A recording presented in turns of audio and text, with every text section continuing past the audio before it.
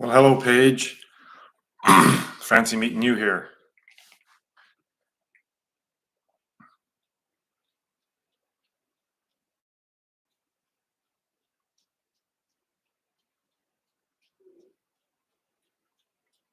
I hear the clickety click of little cat feet. There she is.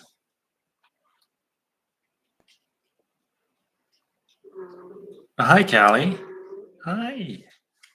Yeah, are you gonna come join the Satsang? Okay.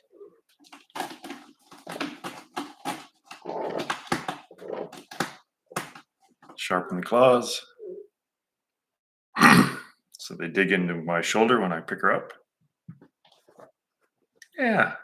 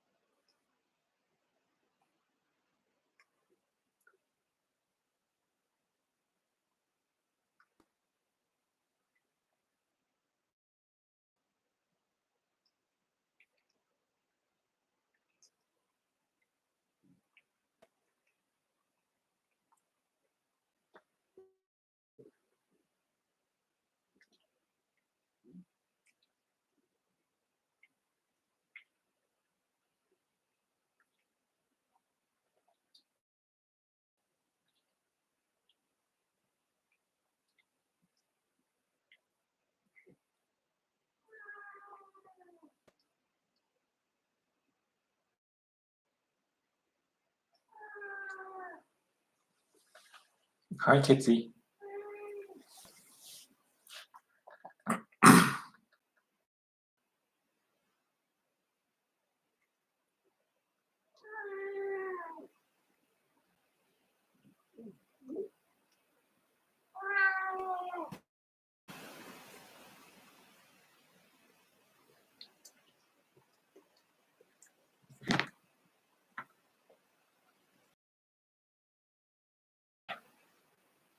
No hands.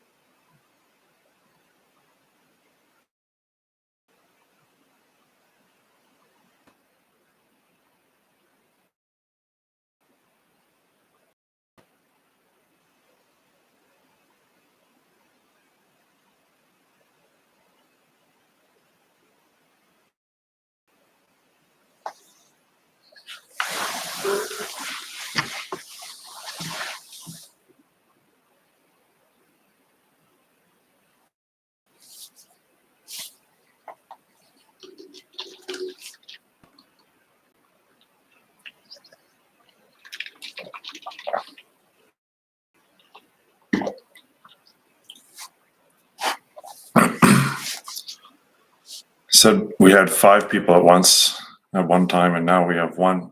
I guess people don't want to know in and of themselves. Should look for happiness from somewhere else, I guess, some external source. Flip through YouTube to find something to entertain.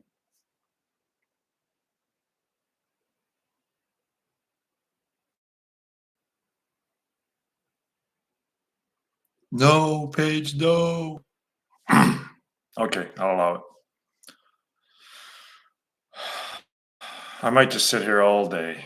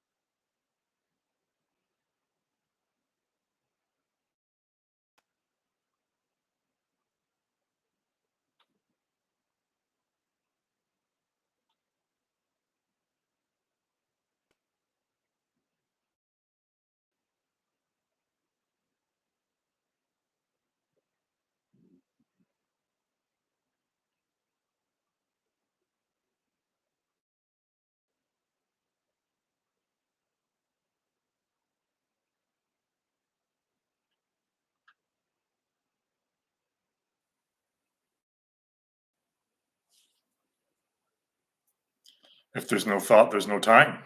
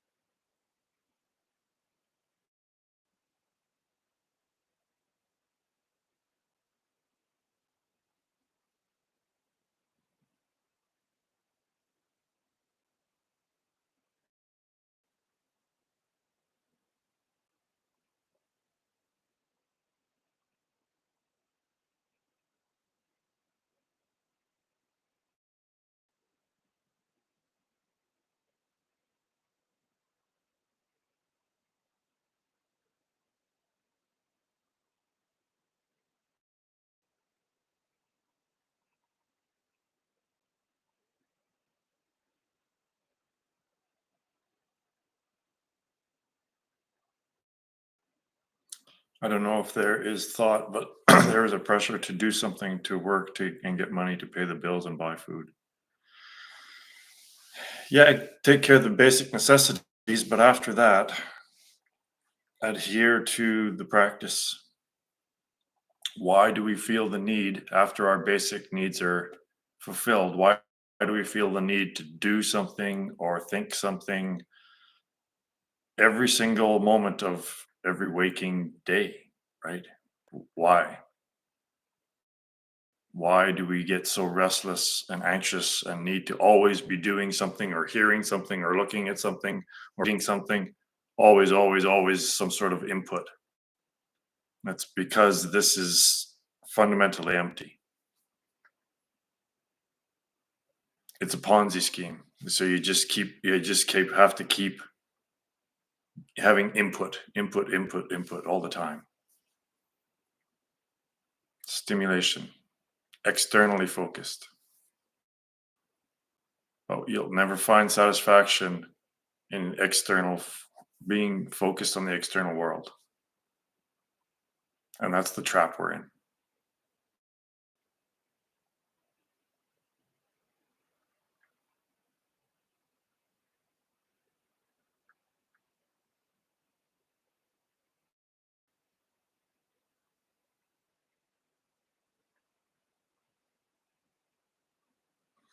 Desire for success. Yeah, but that's ego, right? It's that's what you think other people think of you. That's all that is.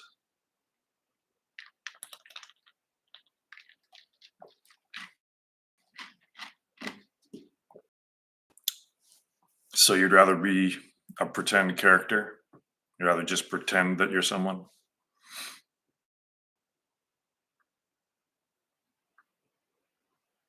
Once you found your innate, inherent happiness, none of that matters because you're just sitting around happy. You don't need other people to think that you're this or that in order for you to be happy and content. None of that matters anymore.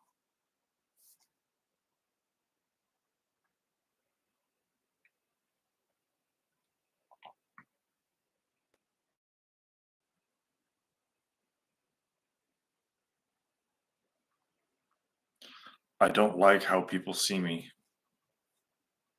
Well, then I guess you better meditate a lot.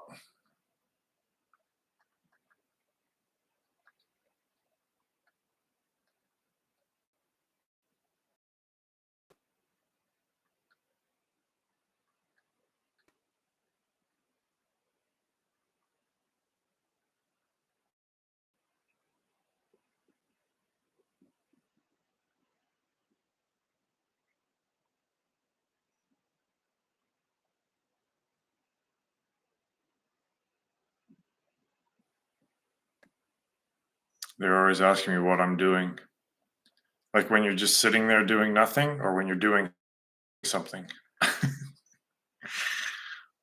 Or you mean when someone calls you on the phone and says, "What are you doing?" You mean that sort of thing or what?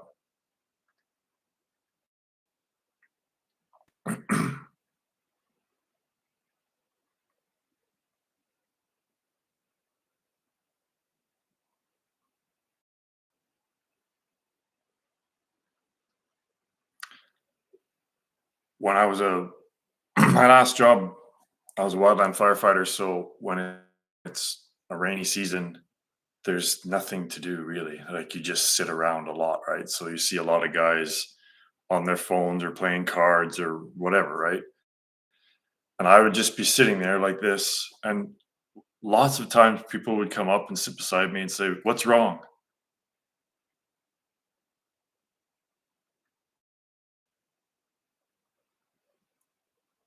It's That's why there's always a doing because everything that we do is fundamentally unsubstantial.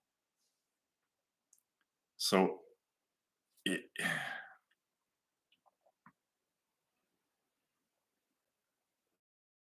all of that is Maya trying to keep you in the game. That's the game. always doing something, always outwardly focused, we miss the self, we miss the reality because we're distracted and our attention is outward rather than on the self. So, as long as attention is outward, this world will seem real and it will continue and it'll seem very important.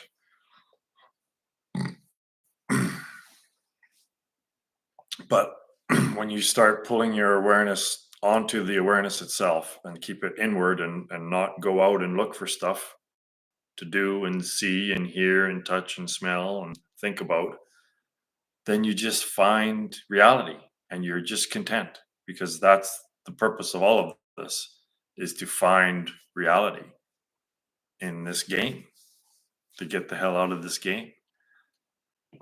It's just about shifting awareness away from thoughts and sensations and onto the stillness. And then you're done. And then it's just sitting around being content and peaceful and happy. Just simple happiness.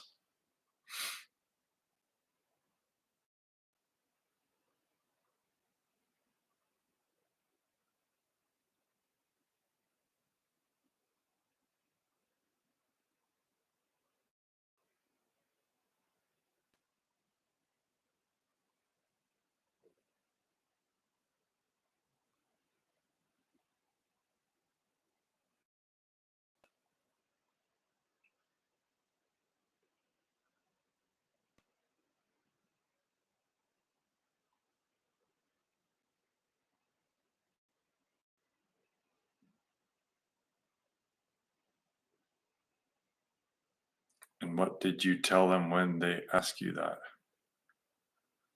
Ask me what? What am I doing?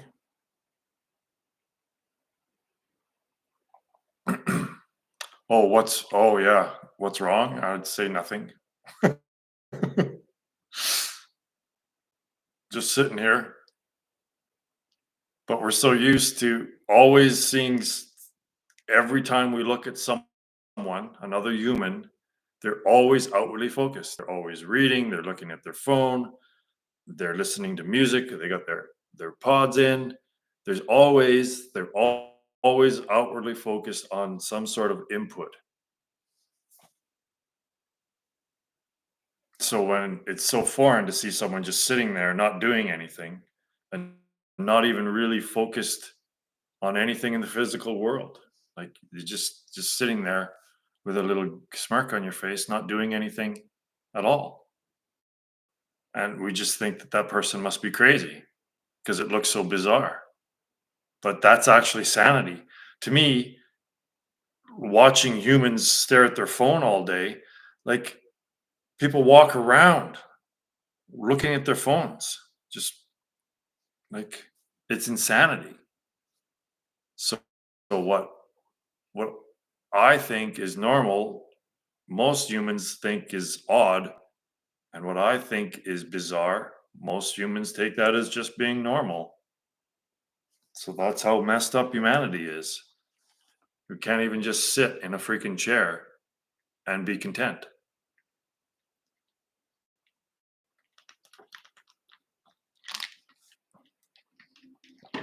I don't know, am I?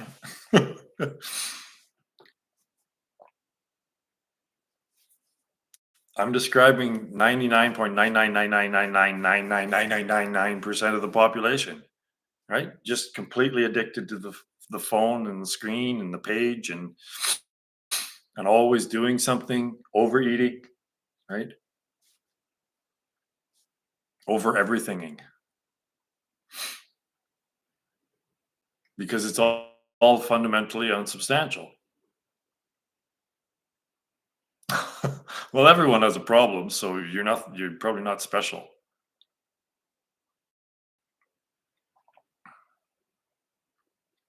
Everyone has a problem. Humanity is messed up way more than we want to admit because we're not allowed to talk about how messed up things are, right? Everything's fine. Let's not talk about it.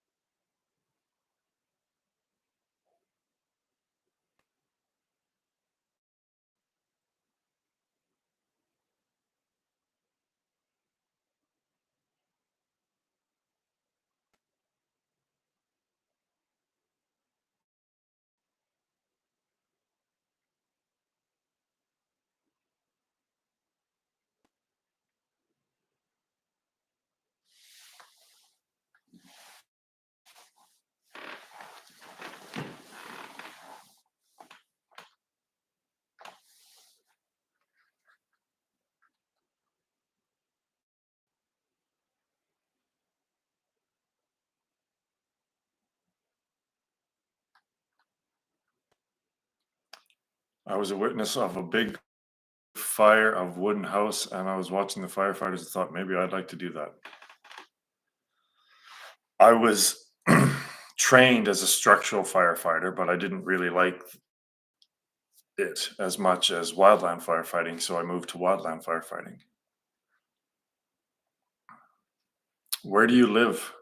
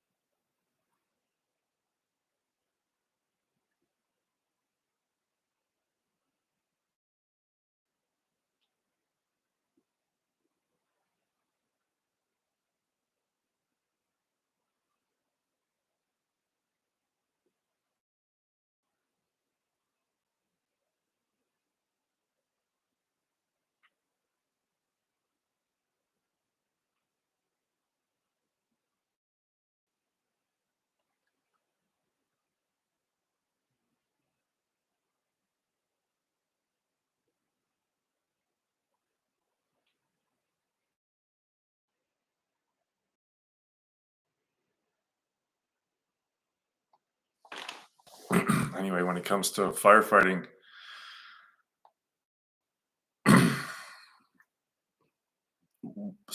wildland fire becoming a wildland firefighter is far easier than becoming a structural firefighter. It's far simpler and way less dangerous.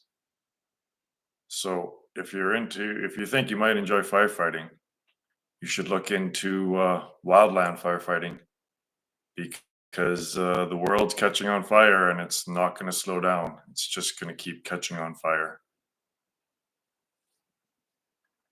You know, pretty good job security as a wildland firefighter, I think.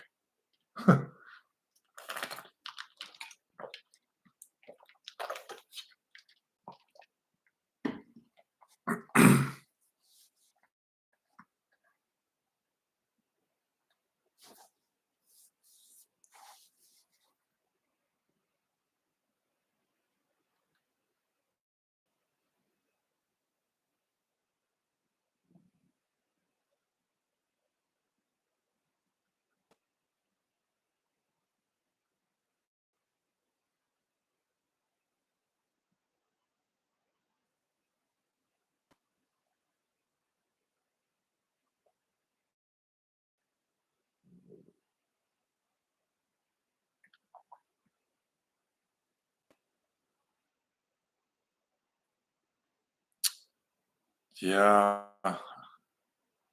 I never know if that's me or the other person on the other end. There's no way of me telling whether it's on my end or your end. Sometimes refreshing it on your end helps, I hear.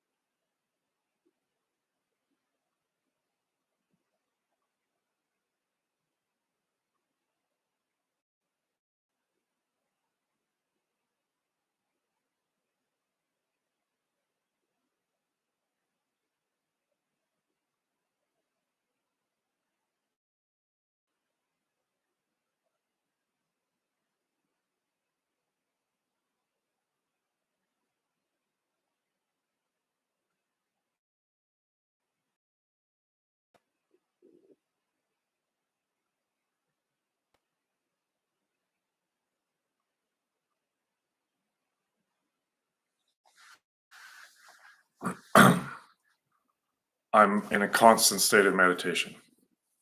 There's no difference between meditation and my life.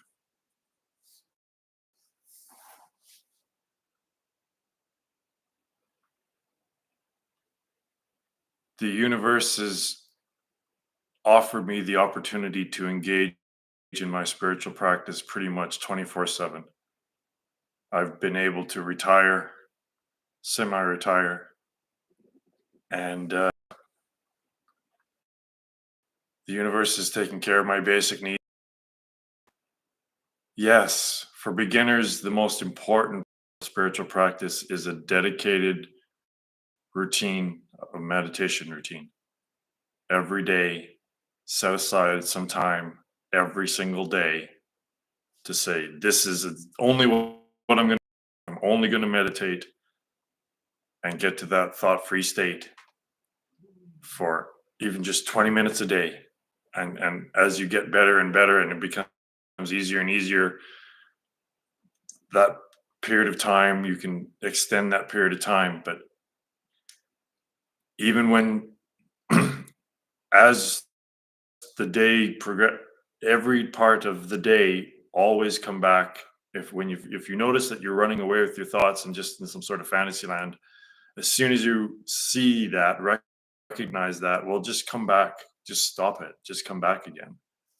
So it's always, you're always constantly in a state of meditation in a way. Think about only the things that you need to, right? Like your job and getting food and keeping the house around you. But other than that, adhere to the practice. It's the only reason. It's the reason for life is to find out who you really are, what you really are, and what this world really is.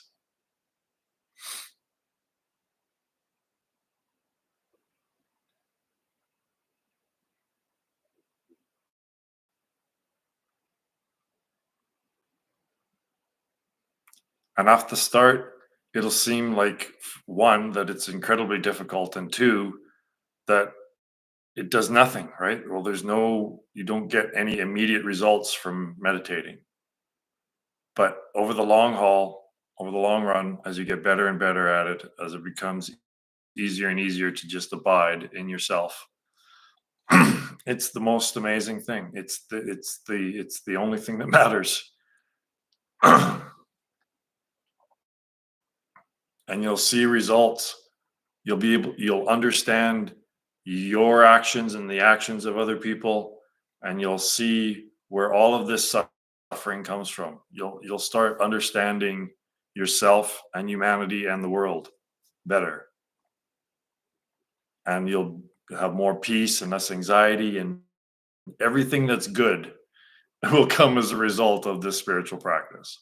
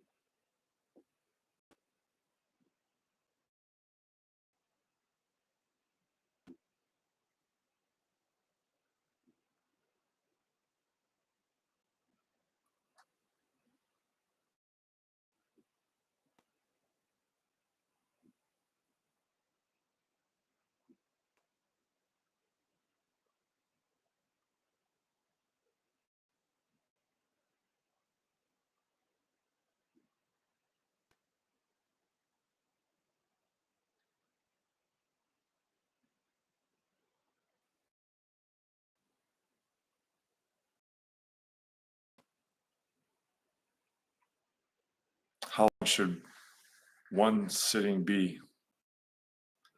At least 20 minutes. If you're just starting off, just shoot for 20 minutes.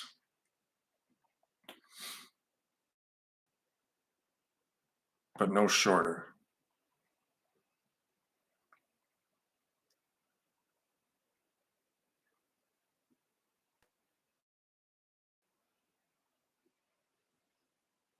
And like off the start, you'll find that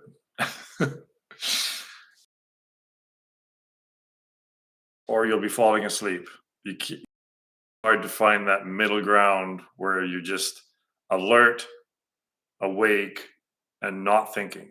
It's very difficult for the ego, for a person that hasn't meditated, to get into the groove that you want to be in. It's either you're too high, you're wired, and you're just blah thinking, or it just wants to fall asleep. But just stick with it. Just there's no greater reward. It may be very, very difficult, but I'm telling you from my own experience, it's the most important thing, period.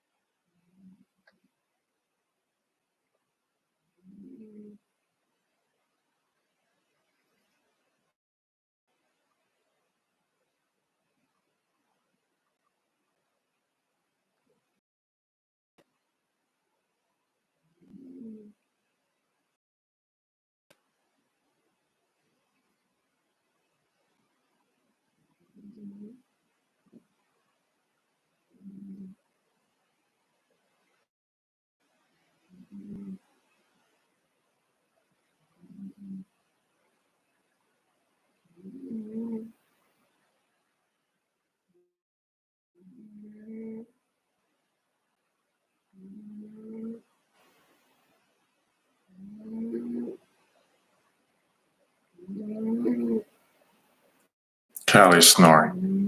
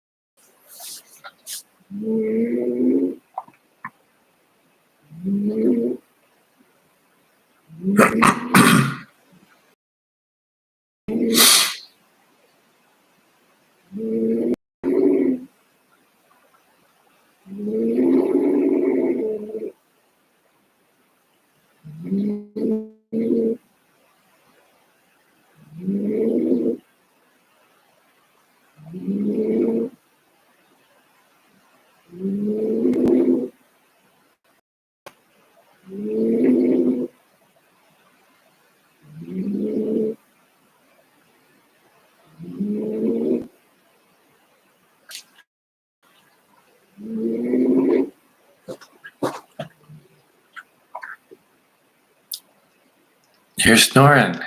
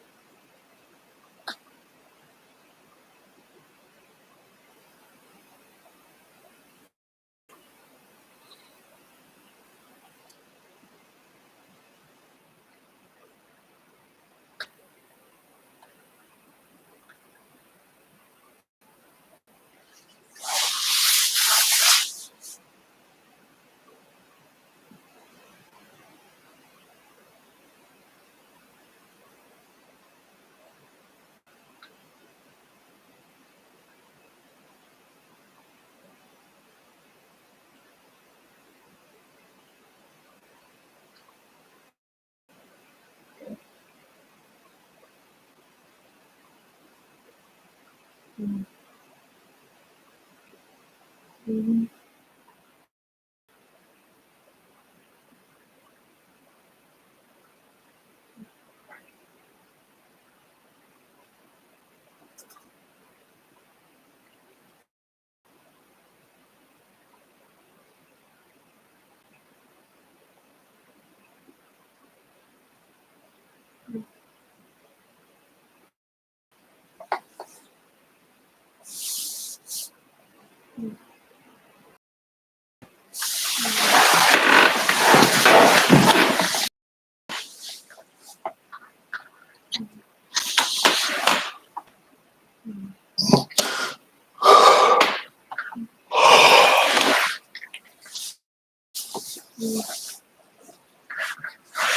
mm,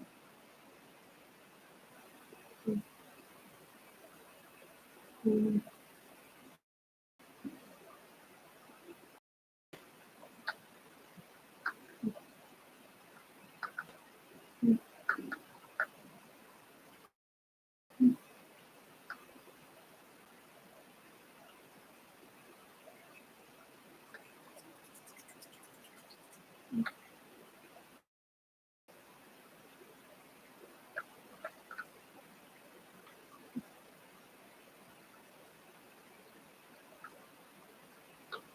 mm,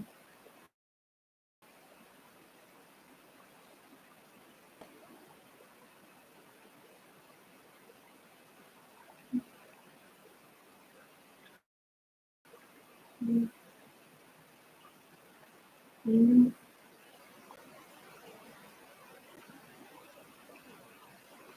mhm,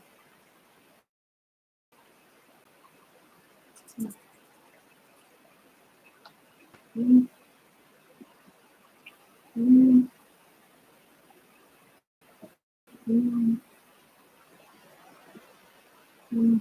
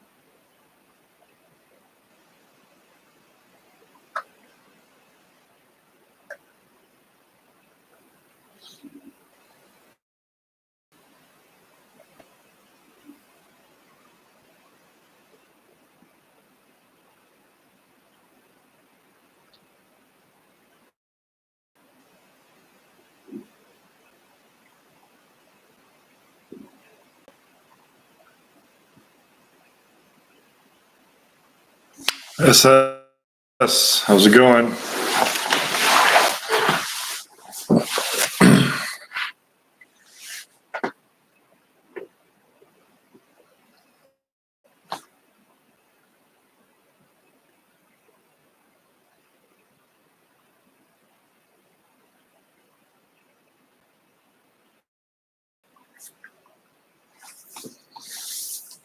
Have you found a solution yet?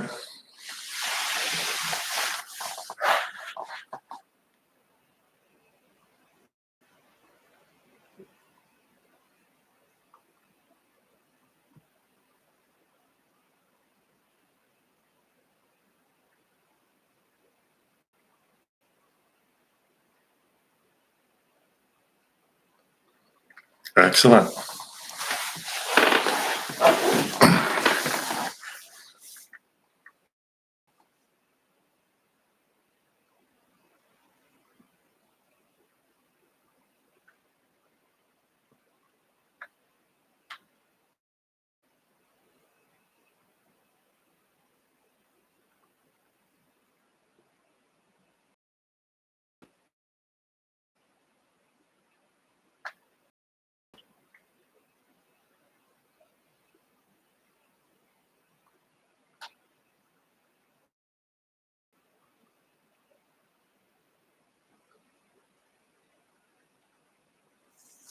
Mm-hmm.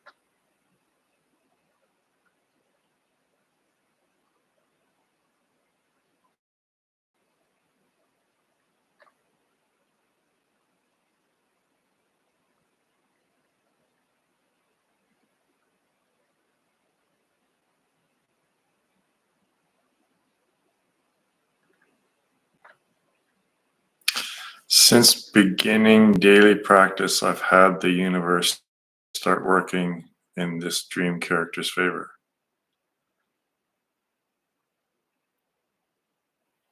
The before after contrast is significant. See, excellent, right? So if all the blah, blah, blah is the theory, and then you put that theory into practice, then say that the practice is confirming the theory.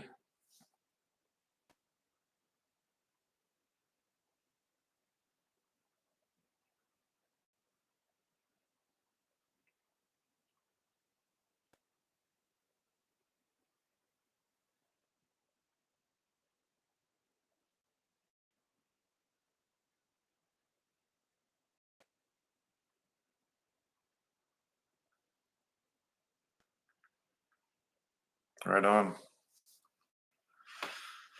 It just takes dedication, right? It takes adherence to the practice,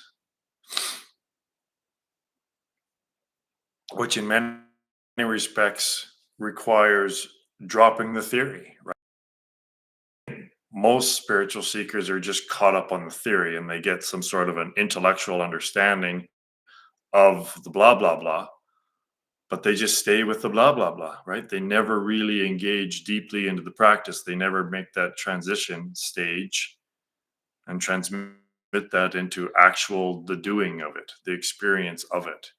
So then they don't really have much of a change in their life. They just think they're enlightened because they have this idea in their head of of nirvana is samsara, or some sort of non-dualist neo-advaita bullshit, that they just have an understanding and that's enlightenment. It's like, no, it's not. It's a direct experience. And then when you describe that direct experience, that can be the understanding. But you're describing your direct experience. You're not just regurgitating something that you've learned from someone else.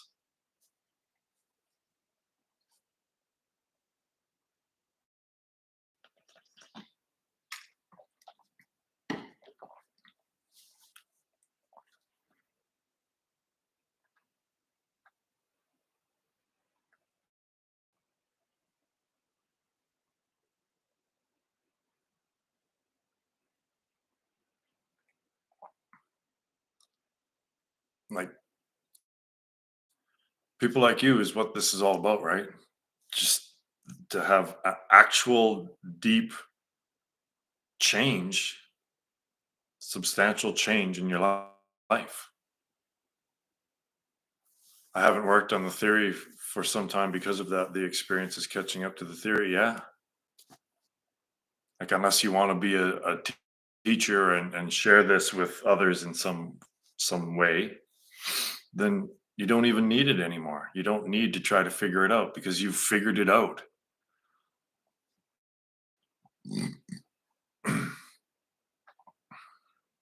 And then there's just the unfolding of it.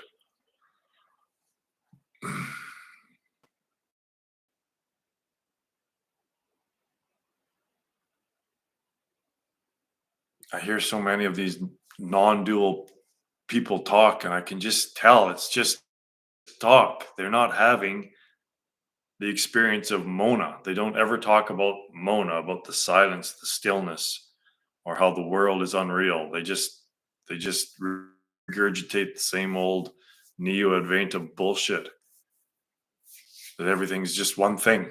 That's it. Oh, I just feel one with everything. It's like, well,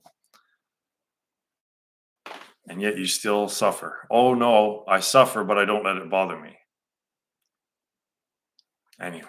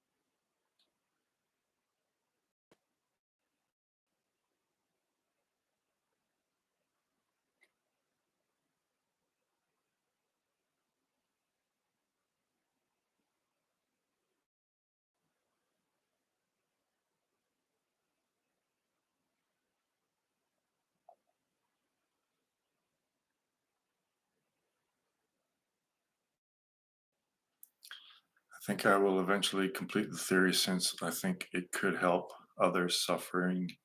Dream characters wake up. It may serve as a pointer to some people. Good luck finding someone that'll actually try to figure it out, though. I think that most people are just looking for something to reaffirm their own worldview. They don't want, and if you're not trying, if you're not actually trying to understand something, it'll just be words going through and out the other, right? It just, the meaning of the words won't stick, and they won't understand it because they actually don't want to understand it. It's like reading a novel and you can be sure you're sure that you read this whole paragraph, but then you get to the end of it and it's like, well, what the hell did I just read? And then you have to go back, right? And I think that's what most people are doing with my stuff, is that they're just words, and they're not trying to make it, to understand it. Either they just want to read the words and have words in their heads, or they want to dispute it, right? Because it doesn't line up with their worldview. It's the opposite of their worldview. So either they just unintentionally ignore it, or they intentionally try to refute it, try to pick things out of it that are wrong. And you can do that with anything if you want. But people who are ready will find it, and that probably will be very, very few.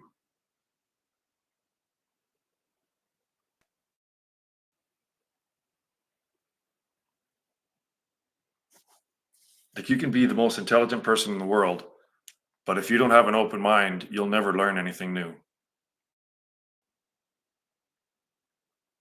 If you're not willing to change your worldview and drop your beliefs, you'll never learn anything new. You'll probably never get to the truth.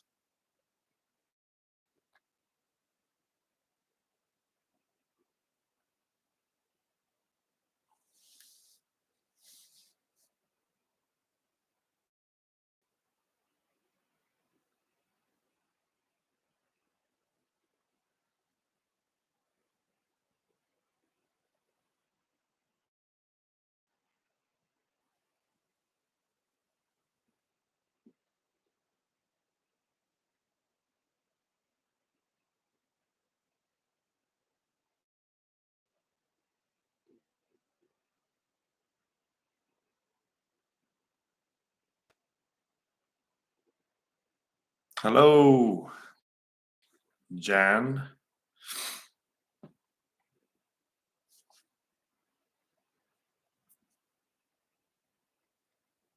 from Slovakia, the tiny country.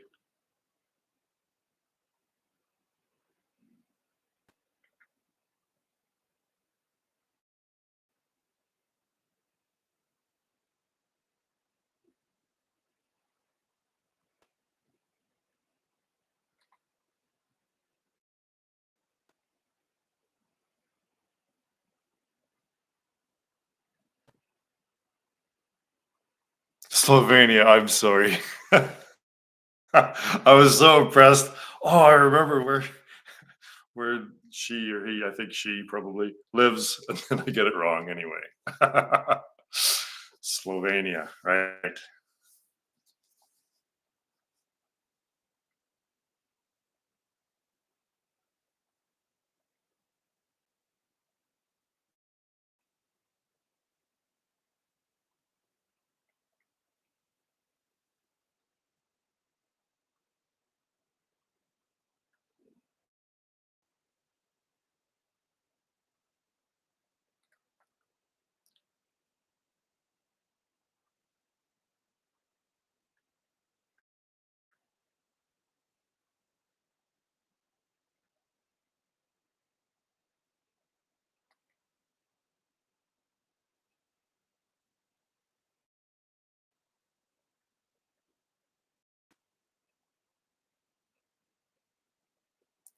You have very good English.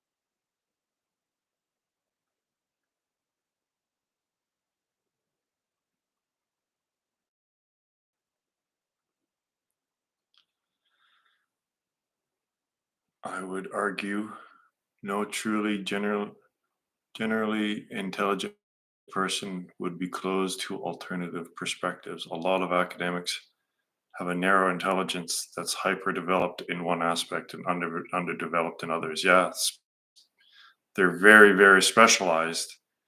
So specialized, in fact, that when they speak, I have no idea what they're talking about. Like, it's almost like you need to learn a completely different language with that includes really, really big words to even understand what they're talking about.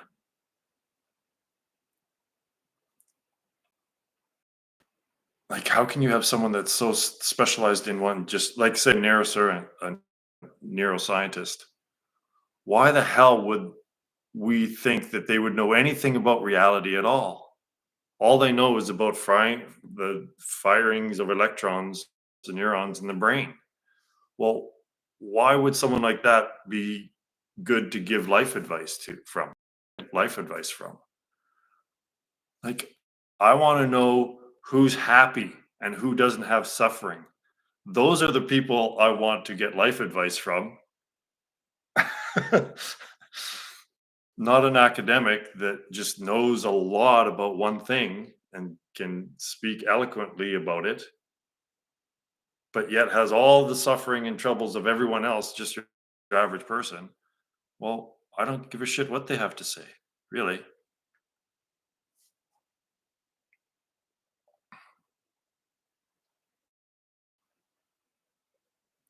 But these podcasts, people just want to be entertained.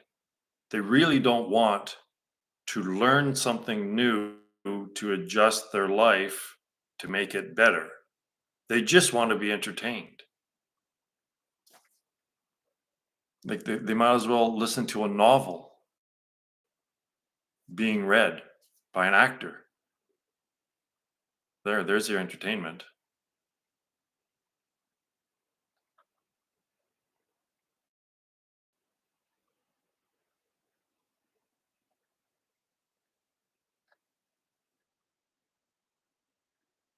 And then at the end of these podcasts, oh, that was brilliant, amazing. Oh, they're so genius. When's the next time they're meeting? Well, if they're so brilliant, why didn't they conclude it? Why didn't they answer all of the questions whilst they were speaking? It's because they don't have the answer. They don't know the answer. They just know the questions.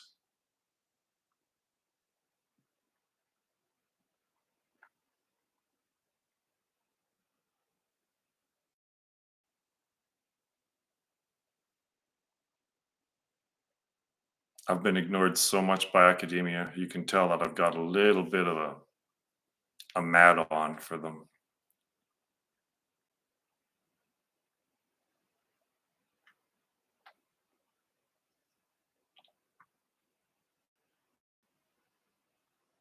Cult.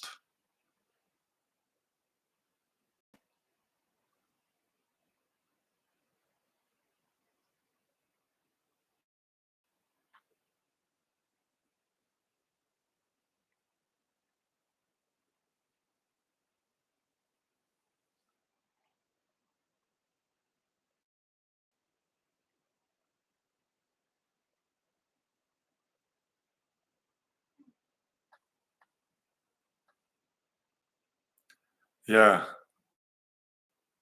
Wow. What a name. Slav Slavoj Zikic, who is from Slovenia, by the way, likes to say that philosophy has no answers, only questions. Yeah, that's what I say in one of the opening lines of my theory is, has philosophy come to any conclusions about anything? Any concluding answers about one thing? No, they just philosophers like to talk because they know they exist while they're talking. I think, therefore I am. That's philosophy. They know they exist while they're philosophizing. So therefore, philosophy can never end because that would be the end of their ego, right? So they don't actually want concluding answers. They just want to talk about the questions. And I pointed out to them, and of course they just go la la la, I can't hear you, or they'll come up with something witty. Oh, look at it. I sure showed you how smart I am.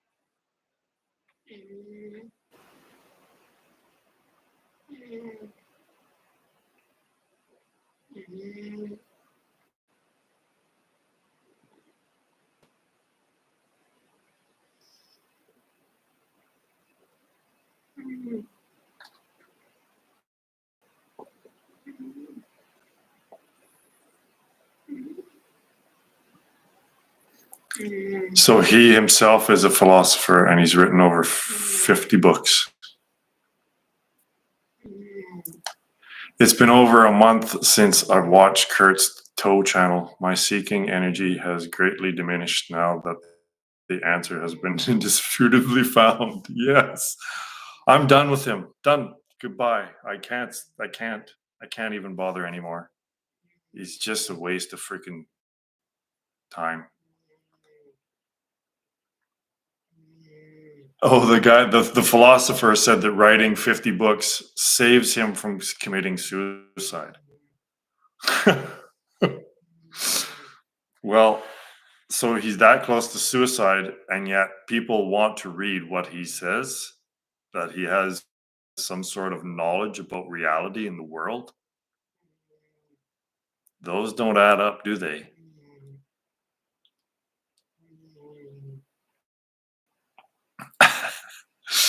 I remember when I was starting out seeking, I was reading dozens, literally dozens of quantum mechanics books on quantum mechanics, and I started getting into some philosophy, and I bought Being in Nothingness by Sartre, which is existentialism. Okay, 740 pages, and I couldn't read the whole 740, but I read like quite a bit of it.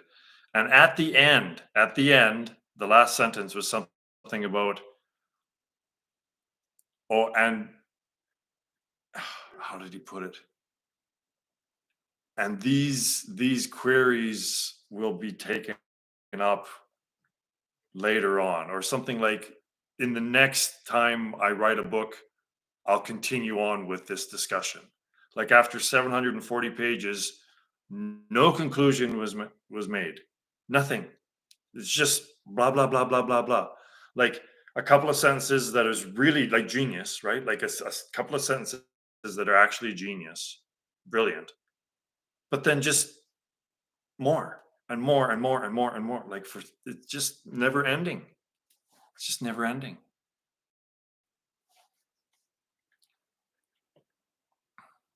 I found it hilarious. Oh, but those are questions for later discourse. Like you couldn't sum it up, eh? In 700 pages. It's just mental masturbation. Philosophy is mental masturbation, and I don't think you ever get to orgasm.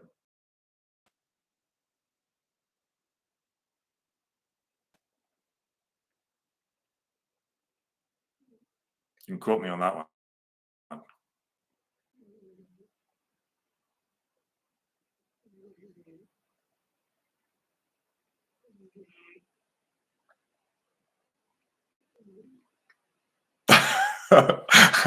Oh. No wonder they're frustrated.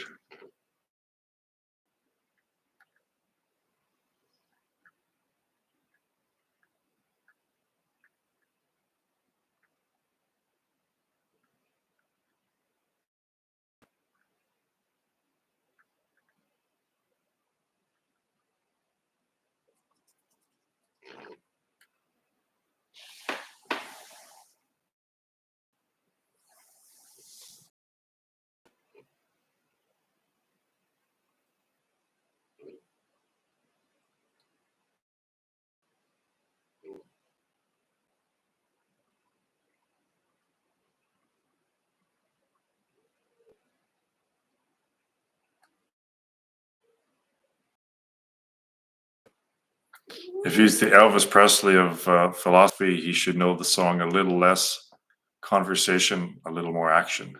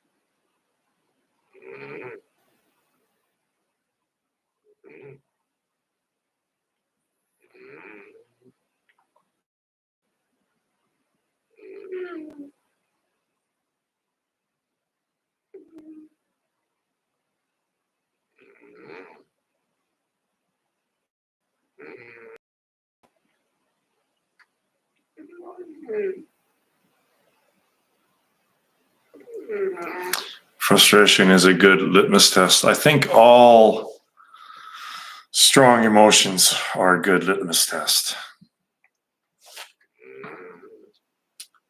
Like, why am I reacting so strongly to this? Yeah, frustration for sure. It's almost like a paradox. A frustration is almost like coming into a paradox with your own life. It's like I can't reconcile this. There's something wrong there. Test to whether you're on the path of truth, I would imagine. If your worldview is incorrect, then I would imagine that would generate a lot of frustration because the cause and effect isn't working the way you think it should because you've got an inverted view. It's like trying to put a square peg in a round hole, right? It's just like, I don't understand why this doesn't work.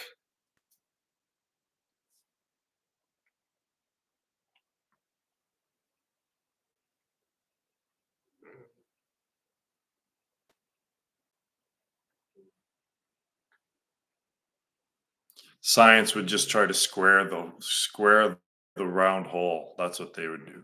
We're gonna introduce multiverses. Yeah, there you go, multiverses. That's it.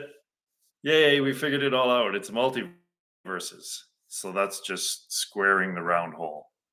It's like, oh, now it fits. Yeah, but actually, the hole is still round. I'm sorry, reality is still round, and you're trying to put your square peg in it.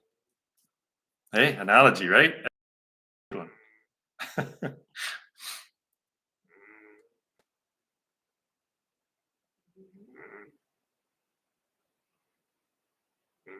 Yeah, multiverse is all the rage now. Nonsense. There's my eagle. Well, not my eagle, I guess, but oh, he's flying right over my yeah, he's flying right over my house.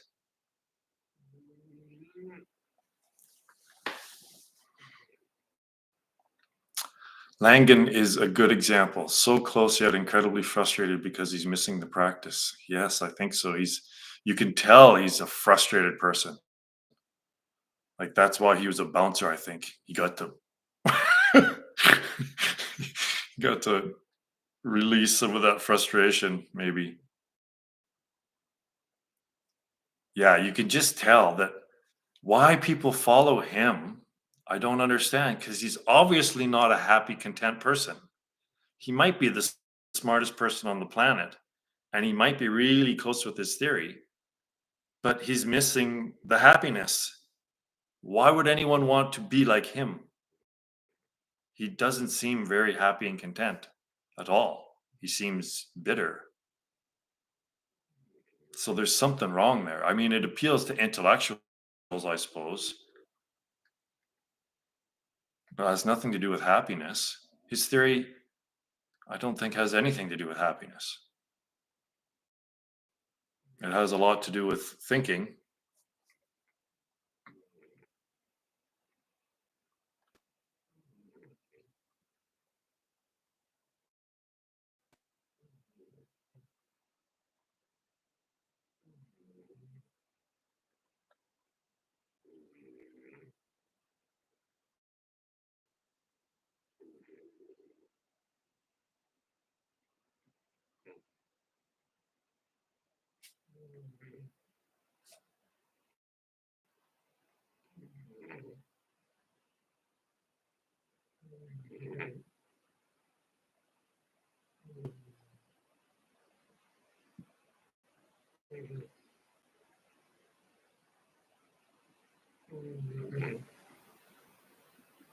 What does CTMU stand for? Cognitive theory of the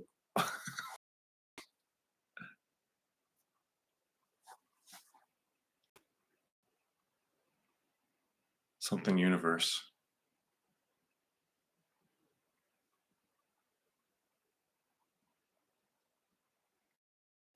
Cognitive theory model of the universe or something like that.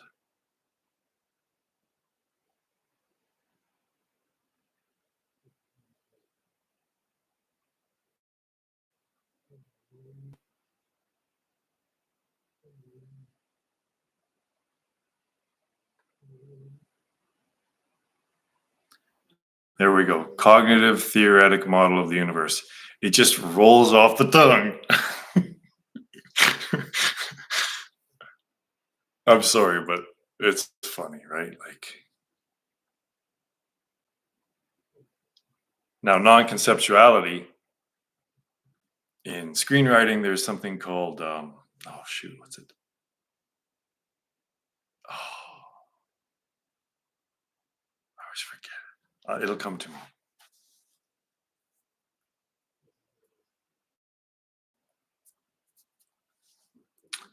But the theory of enlightenment are titles that they kind of make sense.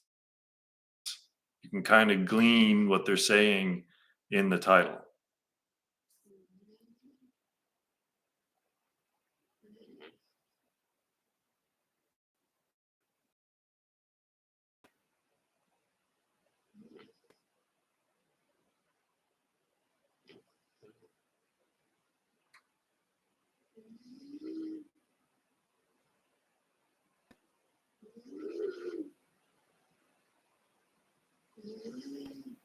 High concept. That's it.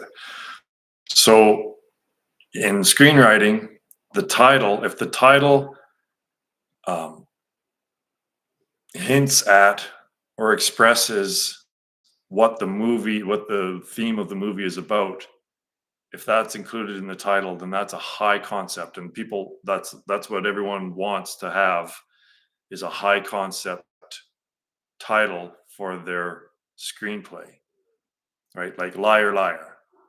That's high concept because it includes, right? It it it hints at what the movie is about. So non-conceptuality is a high concept title for the theory and the practice because it's right in the title. It explains what the whole thing's about. Whereas CTMU sounds like there's going to be a lot of studying involved and learning. See, to me, truth should be more or less self-evident, and ultimate truth should be evident.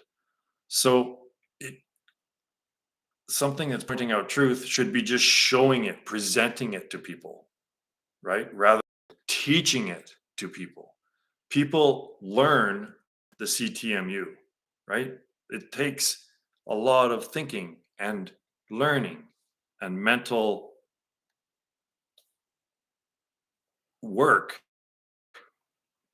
So that's not a fundamental truth.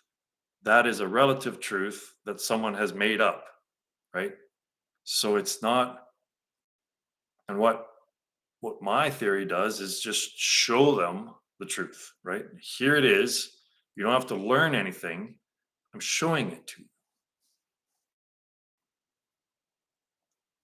because truth is self-evident.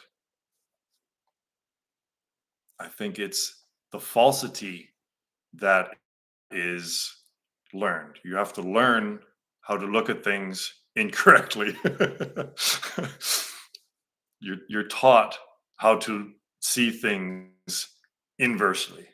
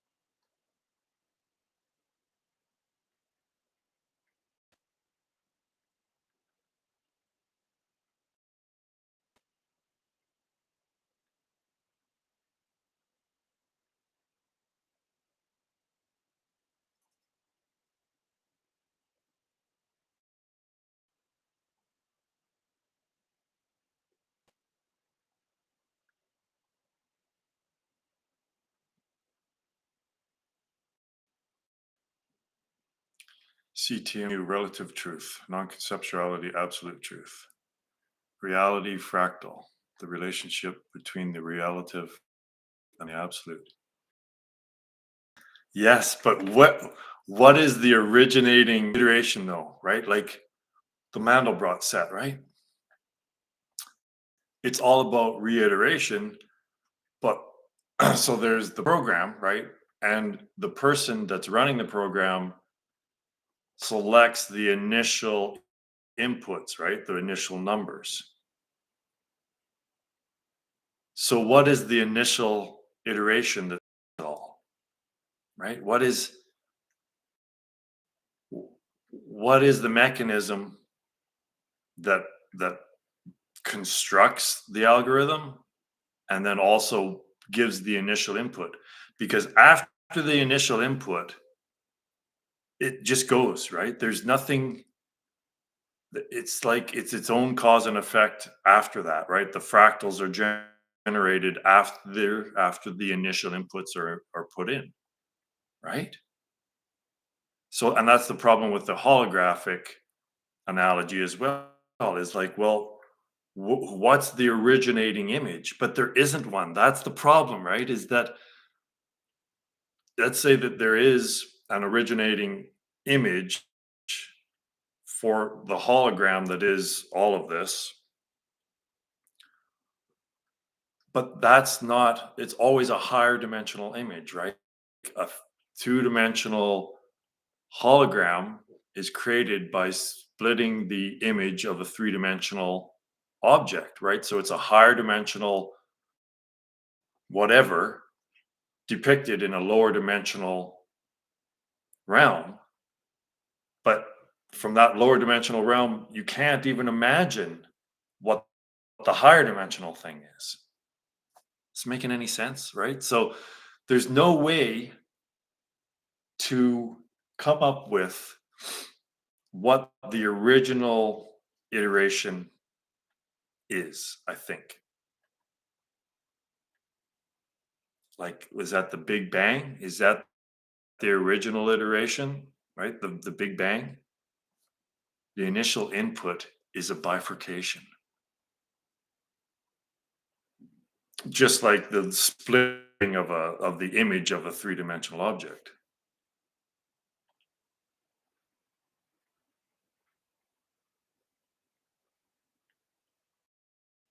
So that, but that's what everyone's looking for is,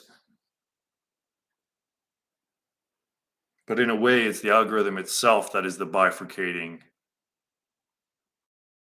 system, right? The formula for the Mandelbrot set is like, I forget what it is, but it's only like 5 characters long, right? But that is the bifurcating system, right? That is the mechanism that brings about the appearance of bifurcation. It's fascinating. I don't think we can ever, from with language and thought, we cannot express how that original iteration came to be. I really don't think we can.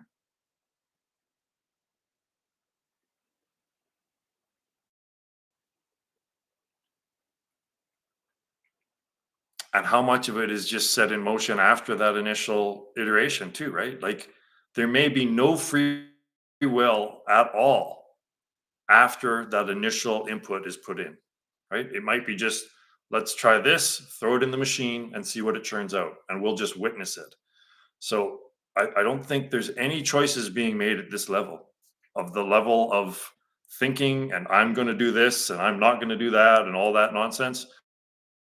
That's all just narrative as we observe the reiteration process of bifurcation, right? There's no free will at all. We're just witnessing.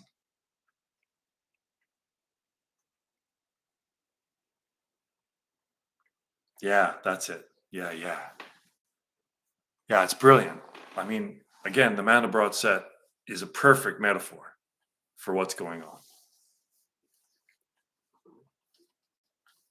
And if you keep using, if the initial iteration is, let's say, incorrect, and you just keep using that, the new output as the new input, then you go into complete delusion, right? You go way far out there. Language is the bifurcating mechanism, so it cannot describe directly linguistically. Yeah,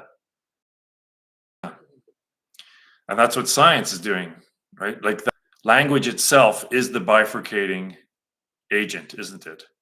So whether it's philosophy or religion or now science with a different language called mathematics, that is the bifurcating system, right? That is what produces the illusion of bifurcation. So how can science, which is measurement, which requires two, science itself is the bifurcating mechanism, and they're trying to find unity with the mechanism that creates only the appearance of bifurcation. What the fuck, people? Like, keep it simple. Just think about that for a while. Science is measurement. Measurement requires two. So, therefore, science is a bifurcating. It requires bifurcation for it to operate. So, you're going to use science to try to unify that which science gives the appearance of duality. Yeah, this is how we end up getting a new Big Bang out of fucking CERN or something like that. It's because they're too clueless to recognize something this simple. Ah, a little riled up here. Better take a drink.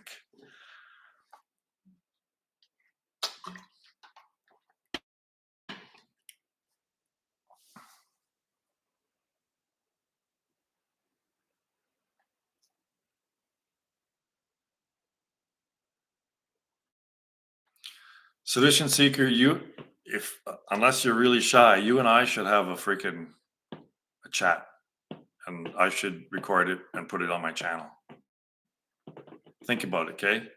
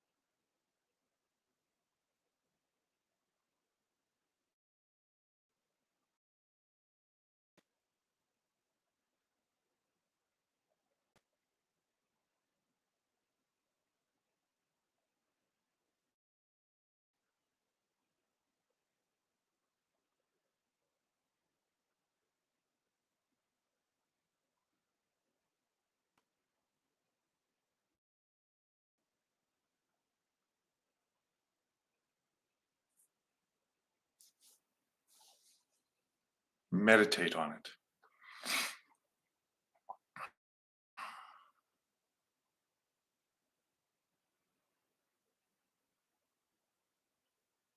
I think it'd be a great talk, especially when there's someone that's actually adhering to non-conceptuality and having results in their life, right? Someone that's not me.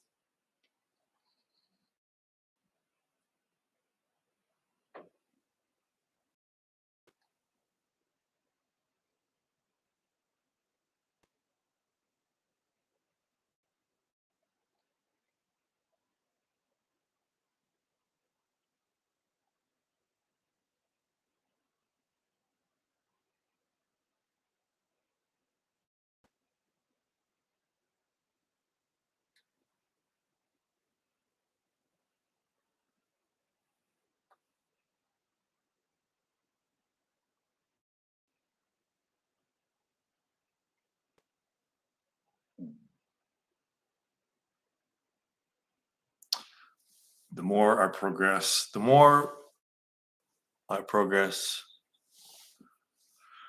I make clearing up my understanding, the more fruitful the conversation will be. In my, well, we could do it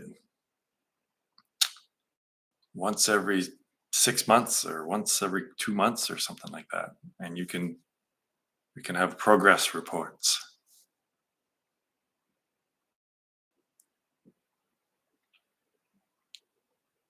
Like I'm running out of stuff to talk about, right? Like I can't, I don't think I've got many new YouTube videos in me of me just blabbing. I mean, this last, I feel like making one more video trying to like with a flow chart of this why mathematics appears to have both discovered and invented qualities thing. Like step it through, right? Like a flow chart. Like is the number system a linear expression of a cyclical process?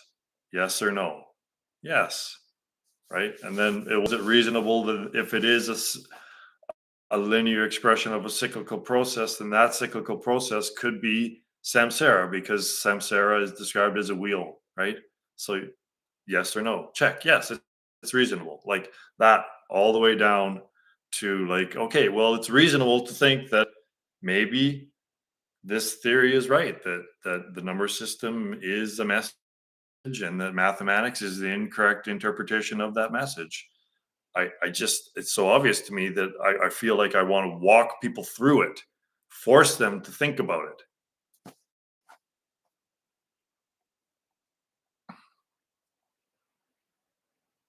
Anyway, that was all about me. So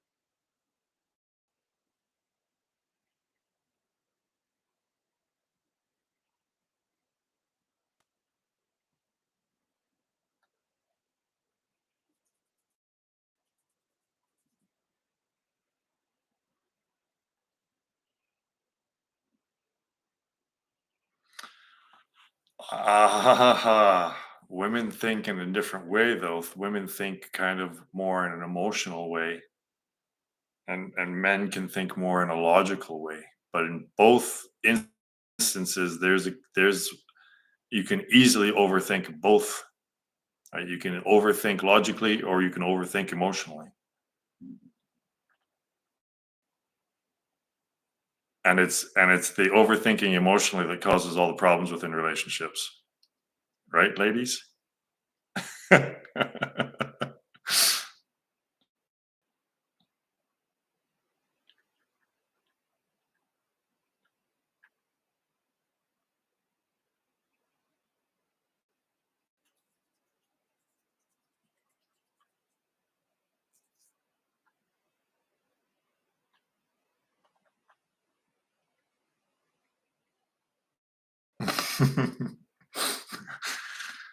well, mathematicians and philosophers overthink. So you can overthink logically just as easily as you can overthink emotionally.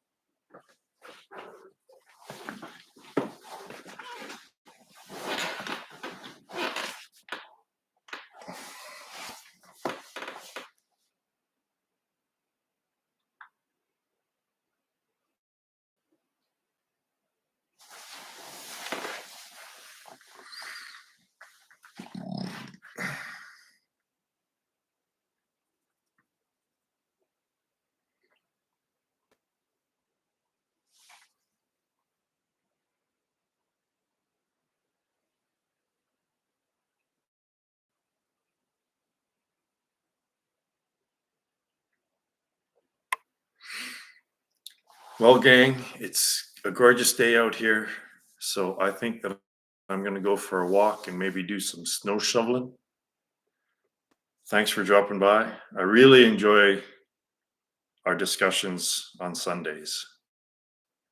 It's the highlight of my week almost. So thanks for dropping by and listening to me and just doing the thing. All right. We'll see you again.